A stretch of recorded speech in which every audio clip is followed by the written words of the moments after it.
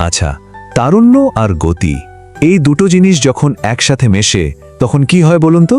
ঠিক, আজকের আলোচনাটা কিন্তু এই নিয়েই। তো চলুন একদম সোজা সাপটা একটা প্রশ্নে যাই। ধরুন একজন তরুণের হাতে একটা মোটর বাইক তুলে দেওয়া হলো, কি হতে পারে? প্রশ্নটা বেশ সহজ মনে হচ্ছে, তাই না? কিন্তু এর উত্তরটা বেশ গভীর। আসলে সত্যি বলতে কি, ফলাফলটা পুরোপুরি নির্ভর করে যে বাইকটা চালাচ্ছে তার ওপর। মানে বাইকটা তো নিজে থেকে ভালো বা খারাপ কিছুই না, তাই না? আসল পার্থক্যটা গড়ে দেয় চালক নিজেই। চলুন তাহলে প্রথমে ভালো দিকটা দেখি, কিভাবে এই দু চাকার বাহনটা একটা আশীর্বাদের মতো হয়ে উঠতে পারে। যখন চালক দায়িত্ববান হন তখন মোটরবাইকটা কিন্তু অসাধারণ একটা সঙ্গী হয়ে ওঠে। প্রথমত, এটা একজনকে ইনক্রেডিবল স্বাধীনতা দেয় নিজের ইচ্ছেমতো যে কোনো জায়গায় যাওয়ার। আবার ধরুন অনেক সময় বাঁচিয়ে দেয়, ঝটপট এক জায়গা থেকে আরেক জায়গায় চলে যাওয়া যায়, যেটা পড়াশোনা বা কাজের জন্য খুবই দরকারি।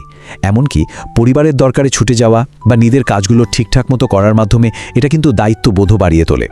কিন্তু সব গল্পেরই তো একটা অন্য দিক থাকে, তাই না? আর এই অন্য দিকটা হলো গতির অভিশাপ। মানে যখন এই একই বাহন হয়ে দাঁড়ায় একটা বিপদের নাম। যদি চালক বেপরোয়া হন তাহলে পুরো ছবিটাই কিন্তু পাল্টে যায়।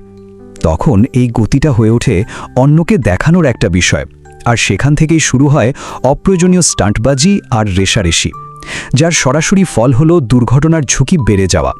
শুধু তাই না, হেলমেট না পরা থেকে শুরু করে ট্রাফিক আইন না মানা, এই সব কিছুই তখন খুব সাধারণ একটা ব্যাপার হয়ে দাঁড়ায়। তাহলে ব্যাপারটা কি দাঁড়ালো? একদিকে আশীর্বাদ, আবার অন্যদিকে অভিশাপ। কোনটা হবে সেটা ঠিক করে কে? বাইকটা নিজে? একদমই না। দেখুন, আসল সমস্যাটা কিন্তু যন্ত্রটার না, সমস্যাটা হলো মানসিকতার। মোটর বাইকটা আসলে একটা যন্ত্র ছাড়া আর কিছুই না।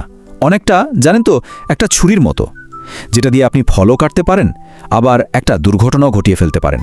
পুরোটাই নির্ভর করে ব্যবহারকারী কি করবে তার উপর। তো এখানে আমরা দুটো রাস্তা একদম পরিষ্কার দেখতে পাচ্ছি। একদিকে আছে সচেতন চালক, যিনি সব নিয়মকানুন মেনে চলেন, আর তার জন্য বাইকটা হয়ে ওঠে একটা আশীর্বাদ। আর ঠিক তার উল্টো দিকে আছে বেপরোয়া চালক, যার জন্য এই একই জিনিসটা হয়ে যায় একটা বিপদের কারণ। ভাবুন একবার, বাহন একটাই, কিন্তু চালকের মানসিকতার জন্য ফলাফলটা একেবারে আকাশ পাতাল তফাৎ হয়ে যাচ্ছে। তাহলে একদম শুরুতে যে প্রশ্নটা দিয়ে আমরা আলোচনাটা শুরু করেছিলাম, সেটা কি শুধুই একটা মজার প্রশ্ন ছিল, নাকি আমাদের চারপাশের তরুণদের জন্য এটা আসলেই খুব গুরুত্ব দিয়ে ভাবার মতো একটা বিষয়?